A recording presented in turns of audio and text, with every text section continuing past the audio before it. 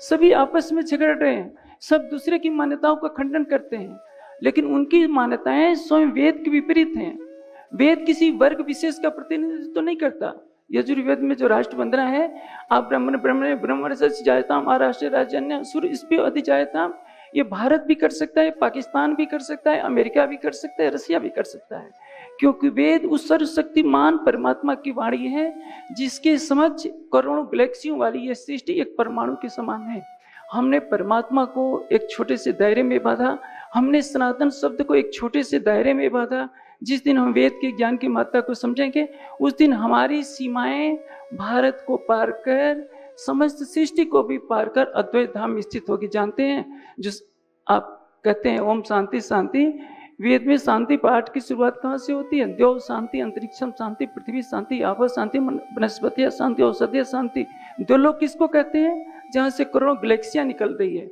हम पृथ्वी पर कुछ मान्यताओं को लेकर, कुछ व्यक्तियों को लेकर एक संप्रदाय बना लेते हैं और समझते हैं कि सनातन इतना ही नहीं, इतना ही है, सनातन इतना नहीं है। हम जितने अनंत की कल्पना करते हैं उससे भी परे जो अनंत परमात्मा है, वादवस्य विश्वभूतानि त्रिपादस्य अमृतधि त्रिपादुर्दुदेत पुरुष, उस परमात्मा का ज्ञान वेद है। और वेद का उल्लंघन करने वाला सच्चा सनातनी नहीं कहला सकता है। हो सकता है सनातनी कहला सकता है, क्योंकि भारत में जो पैदा हुआ है वेद के किसी न किसी अंश को ले सकता है, लेकिन पूर्ण अंशों में हम ले चलेंगे तो हम पूर्ण शुद्ध सनातनी है। पूर्ण अंश में हम पालन नहीं कर सकते हैं, हम अपनी सांप्रदायिक कट्टरता को प्राथमिकता देते हैं, तो कहीं ना कहीं हम अंश रूप का ही पालन करने वाले सनातनी कहे जा सकते हैं।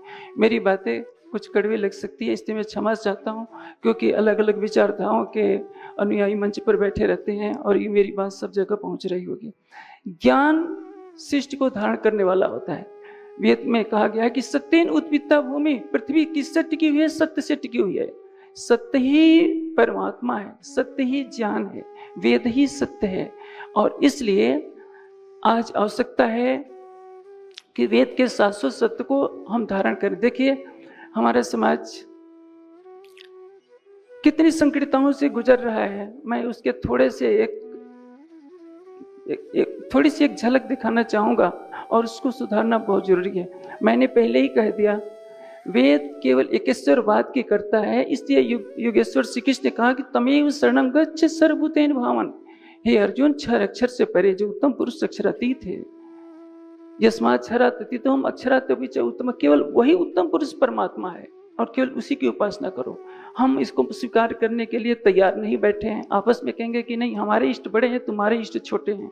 दूसरों के इष्ट को छोटा बनाते बनाते ये हिंदू